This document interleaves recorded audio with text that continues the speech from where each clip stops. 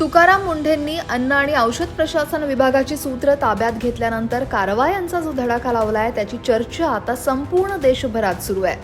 दरम्यान तुकाराम मुंढेंच्या याच कारवायांमुळे त्यांची बदली लवकर होऊ शकते अशी भीती अनेक वेळा विरोधकांनी व्यक्त केली आहे. तर आतापर्यंत तुकाराम मुंढेंच्या अत्यंत कमी काळात झालेल्या अनेक बदल्यांच्या पार्श्वभूमीवर त्यांची येथून लवकर बदली होऊ नये अशी सर्वसामान्यांची सुद्धा अपेक्षा आहे. या सगळ्या पार्श्वभूमीवर मुख्यमंत्री देवेंद्र फडणवीसांनी तुकाराम मुंढेंच्या एफडीए मधील कामकाजावर पहिल्यांदाच महत्त्वाचं विधान केलंय.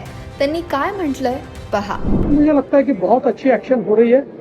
देखिए, पहली बात तो यह है कि फूड एडल्ट्रेशन या किसी भी प्रकार से जो हमारे फूड के मानक है इनको जब कोई ब्रीच करता है तो उसके कारण लोगों की जान को खतरा होता है, लोगों की हेल्थ को खतरा होता है.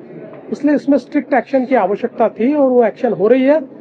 मुझे बहुत खुशी है कि इस प्रकार की एक्शन हो रही है और ये एक्शन कंटिन्यू रहेगी. एफडीएचं कामकाज अत्यंत व्यवस्थित सुरू आहे आणि यापुढेही ते काम तसंच सुरू राहील असं स्पष्ट करत तुकाराम मुंढे यांच्या कामावर सरकार खुश असल्याचा संदेश मुख्यमंत्र्यांनी दिलाय. त्यामुळे तुकाराम मुंढेंची बदली होण्याची आता कोणतीही शक्यता नाही हे स्पष्ट झालंय. दरम्यान लोकमतच्या महापंचायत कार्यक्रमात तुकाराम मुंढेंनी एखाद्या विभागात बदली झाल्यानंतर ते कामाची दिशा कशी ठरवतात, त्या निर्णयाचे परिणाम काय होतील याचा विचार ते कसा करतात या सगळ्याबाबत त्यांनी माहिती दिली होती. मला वाटतं की गव्हर्नमेंटमध्ये गव्हर्नन्स ज्यावेळेस करतो त्यावेळेस बेसिक गोष्टी काही असतात त्या सगळीकडे सारख्याच असतात. गव्हर्नन्स करणं याची एक मेकॅनिझम आहे. म्हणजे तिथे एक स्ट्रक्चर असतं, त्याचं एक फंक्शनिंग असतं, त्याचा जॉब चार्ट असतो, ते तर बेसिक असतं. डिटेल्समध्ये जाण्यासाठी प्रत्येक डिपार्टमेंटचा रोल वेगळा असू शकतो. म्हणजे ॲनिमल हजबंड्रीला गेला ना की ॲनिमल हजबंड्री सेक्टर कसं चालतं हे मला टेक्निकली समजून घेणं गरजेचं असतं. म्हणजे अगदी काय म्हणजे ॲनिमल हजबंड्री नेमकं काय करायचं काय हाच प्रश्न पडतो. तर ते समजून घ्यावं लागतं. पण बेसिक स्ट्रक्चर जे आहे तिथलं गव्हर्निंग स्ट्रक्चर ते सेम असतं. फंक्शनिंग आणि रोल माहीत असतो. त्यानुसार जे रोल आहे ते करा, इथून सुरुवात करायची आणि अभ्यास करून मग पुढच्या टेक्निकॅलिटी जाऊन त्याच्यामध्ये ॲडव्हान्समध्ये, डीपमध्ये, वाईडमध्ये जाऊन आपल्या डिपार्टमेंटचा, विभागाचा काय रोल आहे किंवा काय भूमिका आहे हे अंडरस्टँड करायची.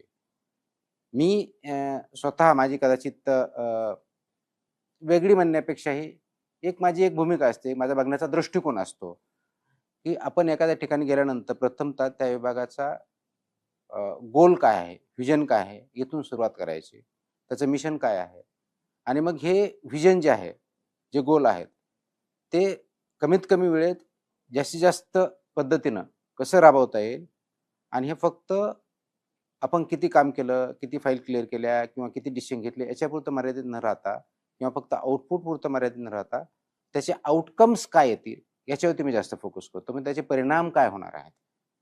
म्हणजे समजा इथं आहे सेफ फूड देणं हा आपला आउटपुट झाला, पण आउटकम काय त्याचा आपण जर बघितलं असतं प्रत्येक वेळेस मी सांगतो की नागरिकांची हेल्थ सुधारली पाहिजे हा त्याचा आउटकम असणार आहे.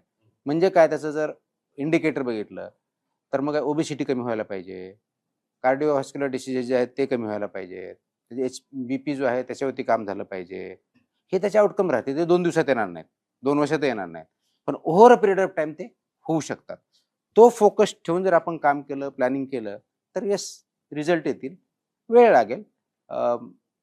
अधिकाऱ्यांना वेगळ्या अधिकारी प्रत्येक माणसाची काम करण्याची पद्धत असते. कदाचित कुणाला कम्फर्ट झोनच्या बाहेर यावं लागेल, पण मजा तिथेच असते. कम्फर्ट झोनच्या बाहेर येऊन काम करणं इथंच तर मजा असते. एफडीए मधलं काम हे दीर्घकालीन उद्देश डोळ्यासमोर ठेवून करावं लागतं असं तुकाराम मुंढेंनी सांगितलंय आणि मुख्यमंत्र्यांनीही आता त्यांचं काम यापुढेही असंच सुरू राहील हे स्पष्ट केलंय. त्यामुळे तुकाराम मुंढे आता आपल्या कारवायांचा धडाका कसा वाढवतात आणि चुकीच्या गोष्टी कशा थांबवतात ते पाहणं महत्त्वाचं आहे. तुम्हाला याबद्दल काय वाटतं ते कमेंट बॉक्समध्ये नक्की लिहा आणि लोकमत सबस्क्राईब करायला विसरू नका.